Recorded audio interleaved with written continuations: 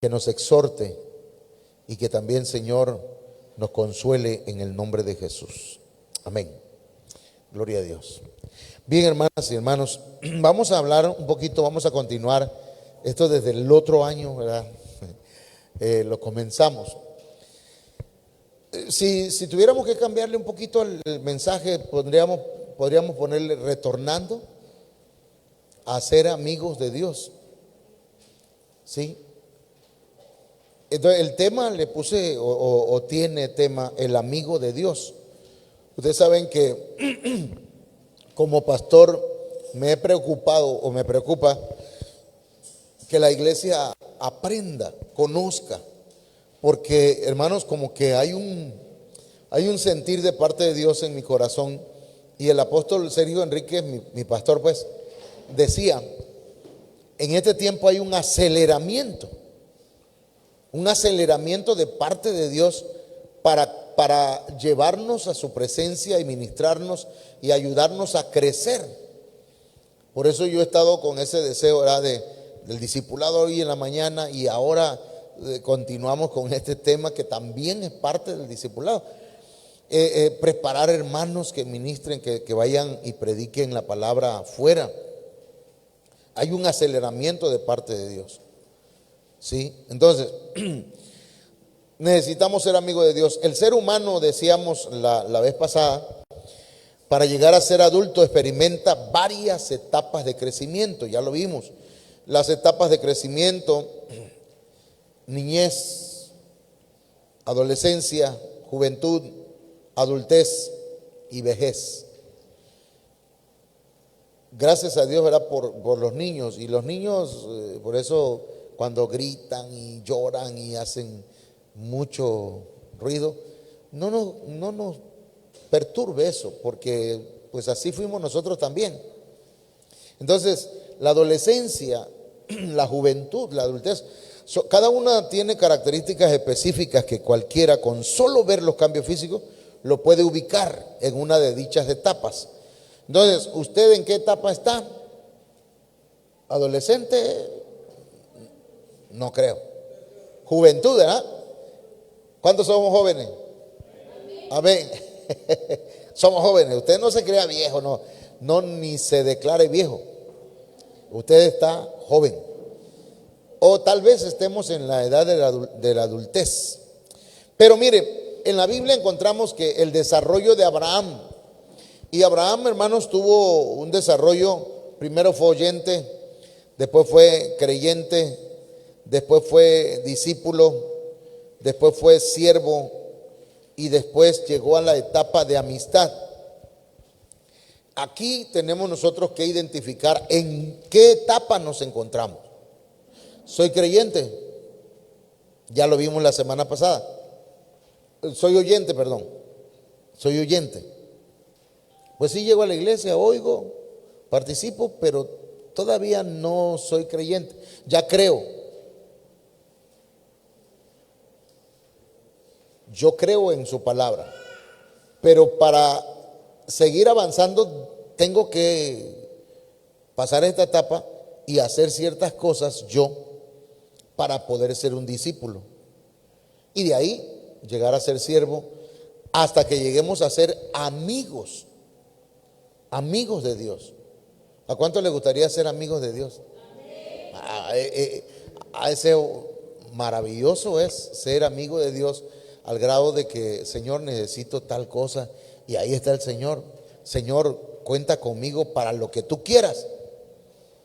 Y el Señor nos dice, ve, haz esto, y vamos y lo hacemos. Pero para ello se requiere, hermanos, pasar por todo eso. Entonces, oyente, veíamos la semana pasada que oyen los sonidos de las palabras, pero no lo entienden. Por eso es importante que no se quede como oyente. Hay niños que llegan a la escuela que son oyentes, no se han inscrito, no se inscriben. Y para inscribirse hay que creer y bautizarse. Entonces, oyen y entienden el significado de la palabra, oyen y entienden el significado. Son buena tierra, oyen, entienden, dan fruto. Son de Dios porque oyen las palabras de Dios. O sea, los oyentes, hay oyentes que son de Dios, porque oyen las palabras de Dios y las entienden, conocen la voz de su pastor. Eso es importante, ¿verdad? Que nosotros nunca dejemos de ser oyentes. No, yo ya sé, hermano, ya yo no tengo que escuchar al pastor. Todos los días tenemos predicaciones, enseñanza, muchas. Avanzar hacia la madurez son los procesos. Hay peligro en quedarse solamente como oyente. Es un peligro. No nos podemos quedar como oyentes. Entonces, hoy vamos a comenzar. Eso ya lo explicamos la vez pasada que tocamos este punto.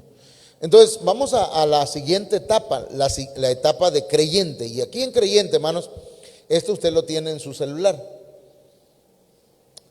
Aquí tiene, no me voy a quedar explicando esto porque esto es lo que voy a explicar ya con los textos bíblicos. Miren, los creyentes oyen los sonidos del significado de la palabra. Los creyentes creen y confían en la palabra. Primera de Tesalonicenses 2:13 dice: por lo cual también nosotros sin cesar damos gracias a Dios de que cuando recibisteis la palabra de Dios que oísteis de nosotros, la recibisteis no como palabra de hombres, sino según es en verdad la palabra de Dios, la cual actúa en ustedes o en vosotros, los creyentes. La palabra que un servidor le predica, usted la ha recibido como palabra no de hombre, sino como palabra de Dios. Amén. Entonces usted dice: no, pues sí, lo que nos dan es palabra de Dios. No tiene que ver con filosofías, no predicamos que Sócrates dijo tal cosa, Platón dijo tal frase, no, sino que nos vamos a la palabra. Y esta palabra usted la ha creído. Cuando la persona cree la palabra, se convierte en no solamente en un oyente, sino en un creyente. Entonces, la palabra creyente, hermano, se traduce del griego pistis, que quiere decir creyente y confiado. Es decir, cuando usted oye la palabra, cree y confía en esa palabra. El creyente, hermanos, es la persona que oye los sonidos del significado de la palabra, cree y confía en ella. Ya en el tema anterior de hablamos que no es lo mismo. Yo puedo escuchar el motor de un carro, lo estoy oyendo, pero el hermano Cristian lo oye y dice: ese motor tiene tal cosa. ¿Por qué? Porque su oído distingue el significado de los sonidos, no solamente los oye. Entonces, es importante que usted como oyente y como creyente no solamente oiga, sino que entienda el significado de lo que se le está hablando, para que entonces sea un creyente que cree y confía. Entonces, cuando nosotros venimos al Señor, somos dotados de fe. ¿Se acuerda que les dije en la mañana que a cada uno de nosotros se nos dio una medida de fe? Usted no podría creer si no se le hubiera dado fe. Si la bondad de Dios no nos hubiese tocado, hermanos, no nos hubiera alcanzado, no estaríamos hoy aquí. Porque por la bondad de Dios es que nos volvemos a Dios. ¿Me entienden? Por la bondad de Dios somos dotados de fe, y cada uno de nosotros, hermanos, aun cuando el diablo, que el Señor lo reprenda, le diga a usted: no puedes, oiga eso, no puedes, usted está capacitado para obedecer a Dios. ¿Me está entendiendo? Usted está capacitado para obedecer a Dios. Si acaso el enemigo le dice: es que yo no puedo, tú no puedes, repréndalo. Todo lo puede usted en Cristo, porque Él le fortalece. Entonces, Dios hace distinción entre un creyente y un incrédulo. Lo dice 2 Corintios 6:15. Dice: ¿y qué concordia? ¿Cristo con Belial ¿O qué parte del creyente con el incrédulo? El creyente y el incrédulo no tienen parte. O usted cree o no cree. ¿Es creyente o es incrédulo? ¿Me entienden? Entonces, al creyente lo cambia del reino de las tinieblas al reino de su amado Hijo. Hechos 26, 18. Dice la Biblia, para que abra sus ojos, para que se conviertan de las tinieblas a la luz y de la potestad de Satanás a Dios. O sea, aquí se cumple la proclama. El Señor nos hace retornar o nos hace volver de las tinieblas a la luz del Señor. Nos hace volver de la potestad de Satanás a la potestad de Dios, a los brazos de Dios. Amén. De manera pues que, hermanos, para que reciban por la fe que es en mí el perdón de pecados y herencia entre los santificados. Dos cosas importantes. Recibimos perdón de nuestros pecados. Por eso ya no debemos acordarnos de los pecados del pasado. Ya quedaron sepultados en lo profundo de la mar.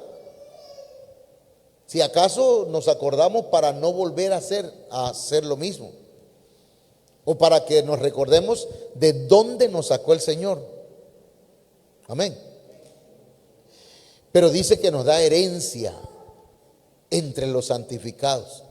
Nosotros somos herederos. Pero aquí está hablando ya de los creyentes, hermano.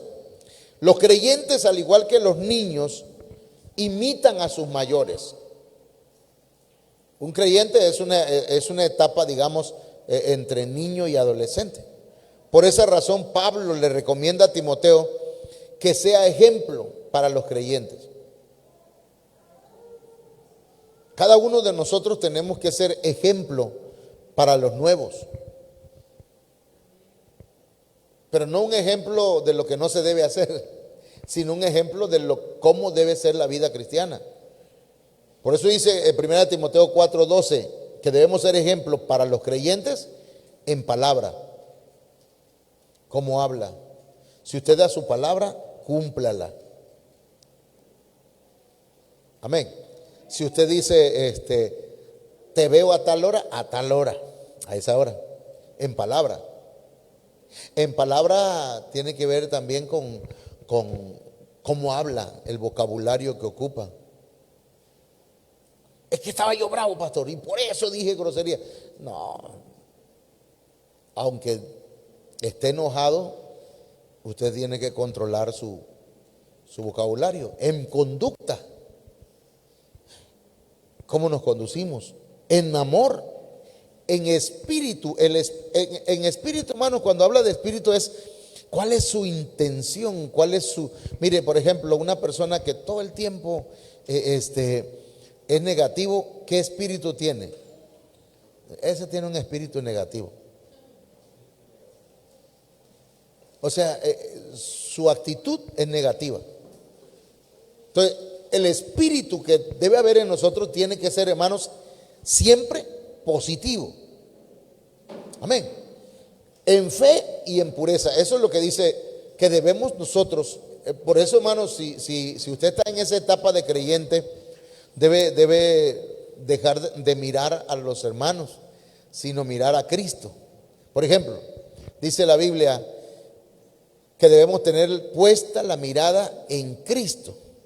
Pero hay otro texto que dice, sed imitadores de mí, dijo el apóstol Pablo.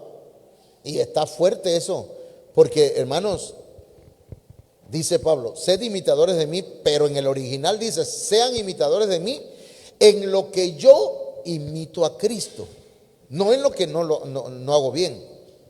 ¿Sí me entienden? Sean imitadores de mí, pero en lo que hago bien para Dios. ¿Estamos? Bueno, el problema de quedarse como creyente, hermanos, es que depende de lo que hacen los demás. Si cae el líder, puede flaquear y volverse allá, atrás. O sea, y por eso pues le decía a los hermanos, necesito hermanos que sean intercesores. que estén orando por el pastor y por su esposa, que esté orando por mi familia. ¿Cuántos están orando por nosotros? Porque, hermanos, a veces usted no se da cuenta, pues, pero hay muchas luchas fuertes. Y uno dice, wow, esa no me las, ¿cómo puede ser posible que pase el pastor por tal cosa? Pero si usted está orando, el Señor nos va a dar victoria. Otra cosa, si cae, ¿qué dice la Biblia acerca de heriré al pastor y dispersaré a las ovejas? ¿A quiénes? A los creyentes. Bueno, Pablo le escribe a los tesalonicenses diciendo, vosotros sois testigos y Dios también de cuán santa, justa e irreprensiblemente nos comportábamos con vosotros los creyentes. Con los creyentes. Qué importante, hermanos, cómo nos comportamos delante de los creyentes. Porque el apóstol Pablo sabía que los creyentes necesitan un buen ejemplo para que su crecimiento no sea entorpecido. Si usted ha dado mal testimonio y lo han visto los hermanos que son nuevos, se les golpea. No, para ser como fulano, para andar como fulana, no, yo no. Entonces mejor, muchas veces se van. Pero necesitamos entonces ser un buen ejemplo. En 1 Timoteo 4:3 y 4:4 dice, prohibirán casarse y mandarán abstenerse de alimentos que Dios creó para que con acción de gracias participasen de ellos los creyentes y los que han conocido la verdad.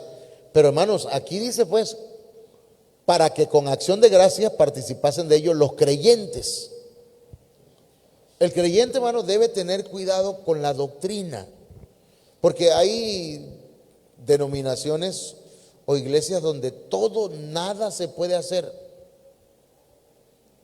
y se vuelve una religión. ¿Sabes la diferencia entre una religión y una relación con Dios?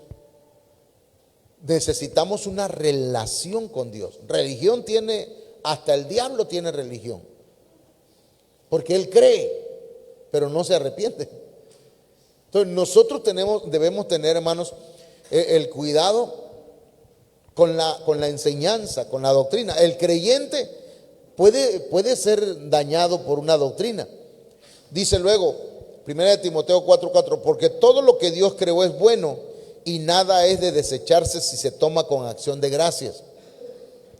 Entonces, estamos hablando de la etapa de creyente. Ya hablamos de la etapa de oyente, pasamos a creyente.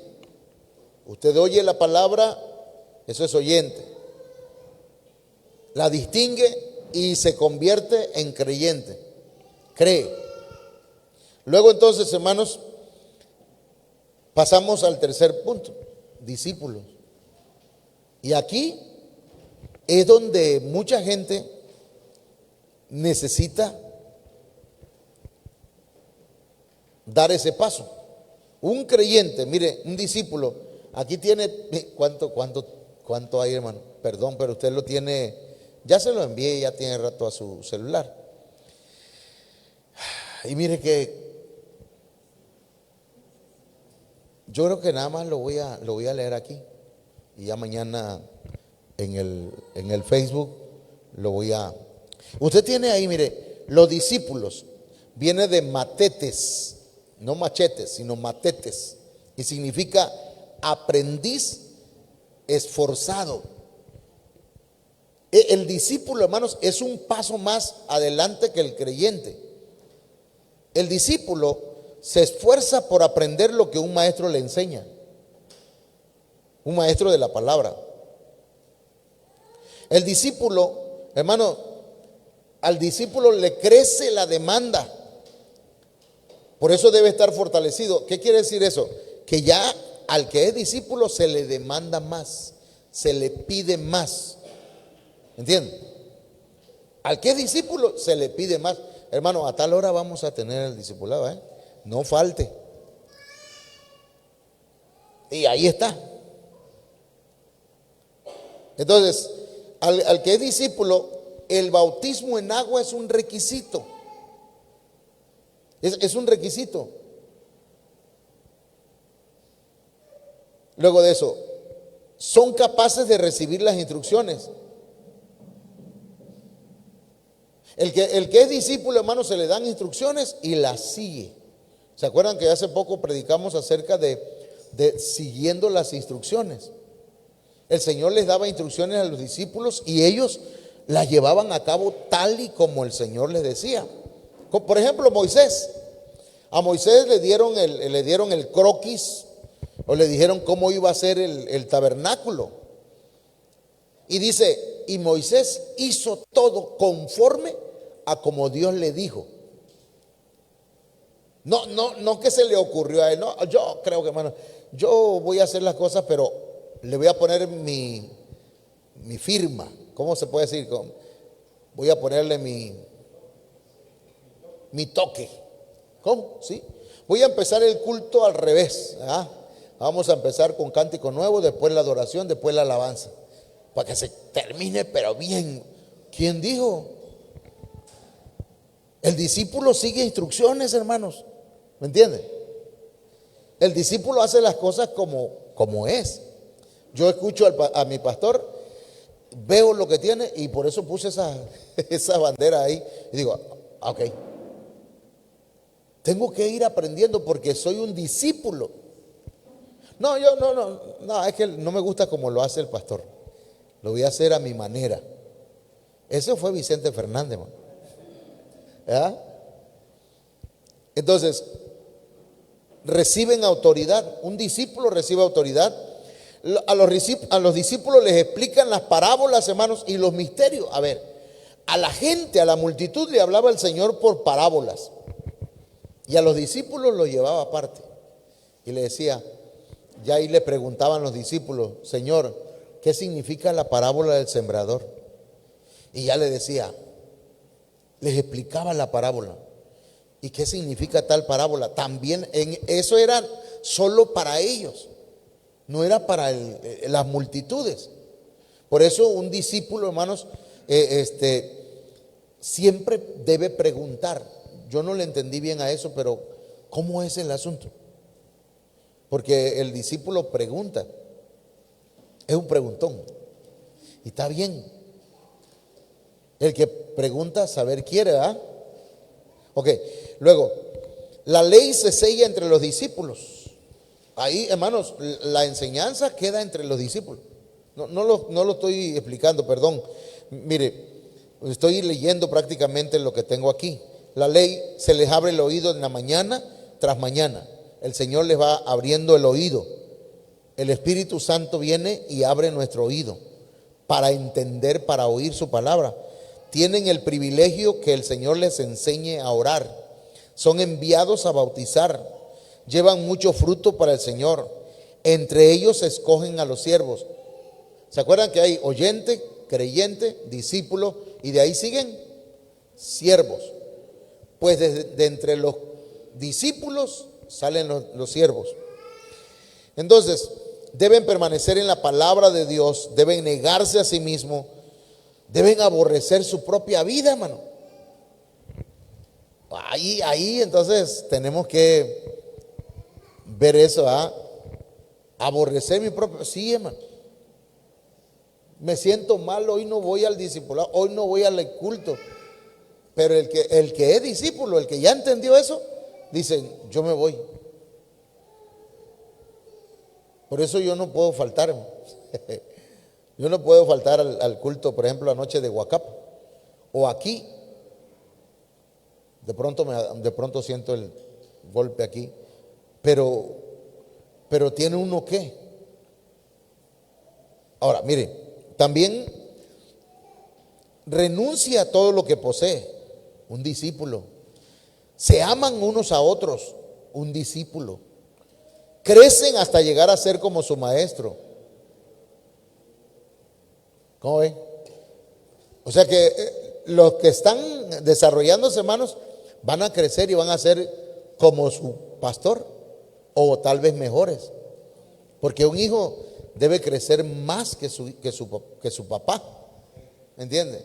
no, pero siempre va a reconocer quién es su papá, ¿verdad que sí o no? Entonces, mire bien,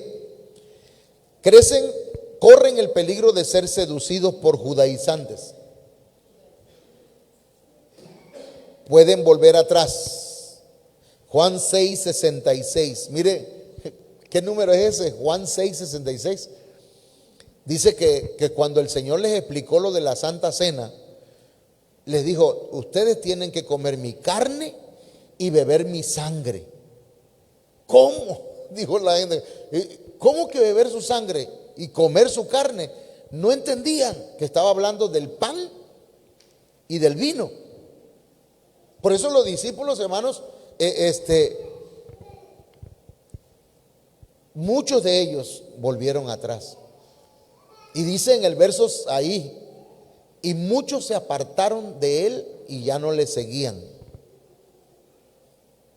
Entonces no se aparte, hermano, no se aparte, sea oyente, pase a creyente. Eso nunca debe determinar.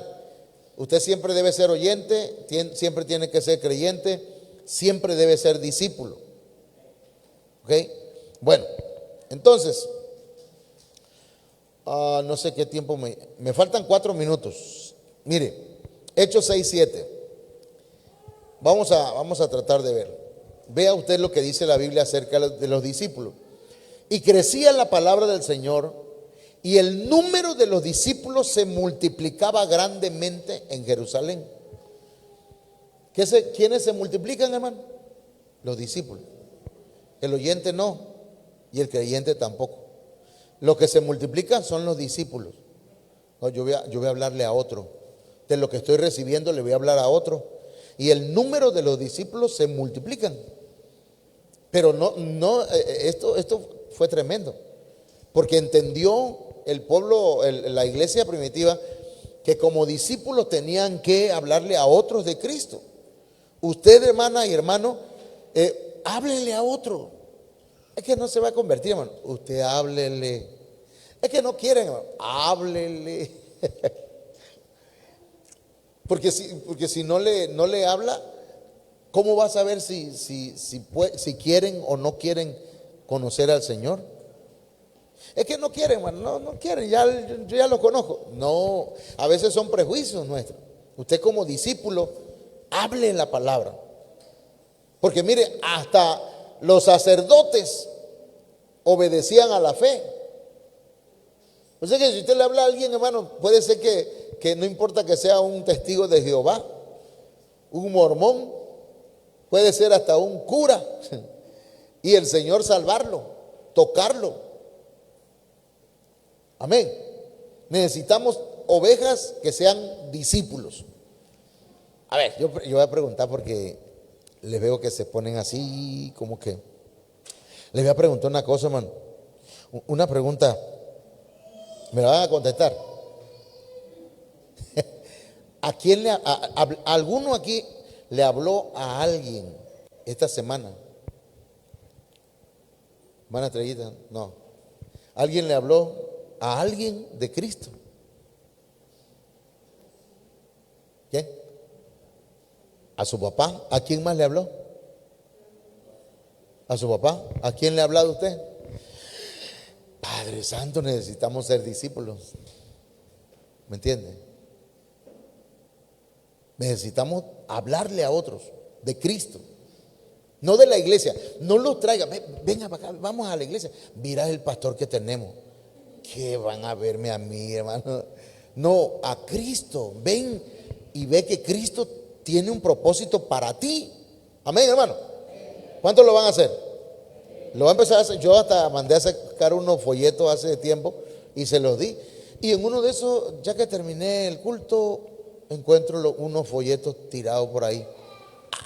Yo dije, no había entendido que son los discípulos los que le hablan a otros. Otro texto. Bueno, otro discípulo se traduce, ya terminé, hermano, ya se acabó el tiempo, del griego matete, que significa aprendiz, la cual se deriva de mantano, que quiere decir aprender. Discípulo, al discípulo aprende, hermano. Y de mat, indicativa de pensamiento acompañado de esfuerzo. Por lo que discípulo es quien se esfuerza por aprender lo que un maestro le enseña. Termino con esto. Cerramos aquí, hermano. El bautismo en agua es requisito para ser discípulo de Cristo.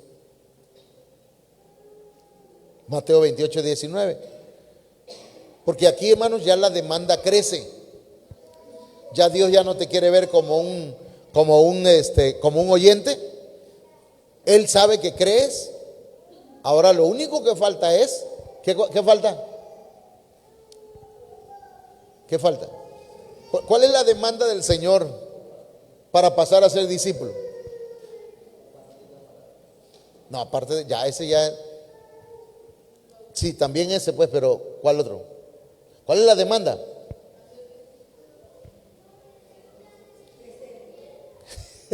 Ahí lo dice arriba lo primero, el bautismo en agua.